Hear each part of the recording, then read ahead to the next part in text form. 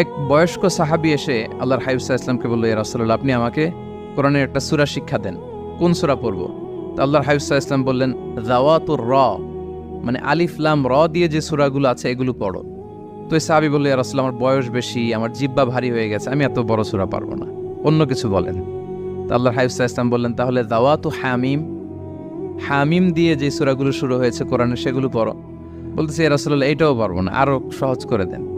তো তখন আল্লাহর হাবিব সাল্লাল্লাহু আলাইহি ওয়াসাল্লাম বললেন, তাহলে আল মুসাব্বিহাত, মানে সাব্বাহা ইউসাব্বিহু দিয়ে যে সূরাগুলো শুরু হয়েছে তুমি এগুলো পড়ো। ওই সাহাবী বলে, এইটাও কঠিন হয়ে যায় আমার জন্য। তখন আল্লাহর হাবিব সাল্লাল্লাহু আলাইহি ওয়াসাল্লাম বললেন যে, তাহলে কি চাও? বলতেছে, আমাকে একটা জামে মানে সূরা শিক্ষা দেন, মানে এমন একটা কম্প্রিহেন্সিভ সূরা শিক্ষা দেন যে এটা শিখলে আমার হেদায়েতের জন্য যথেষ্ট হয়ে যাবে। তখন আল্লাহর হাবিব সাল্লাল্লাহু আলাইহি ওয়াসাল্লাম বললেন, তাহলে তুমি পড়ো, ইযা জুলজিলাতিল আরদু জিলজালাহা ওয়া আখরাজাতিল আরদু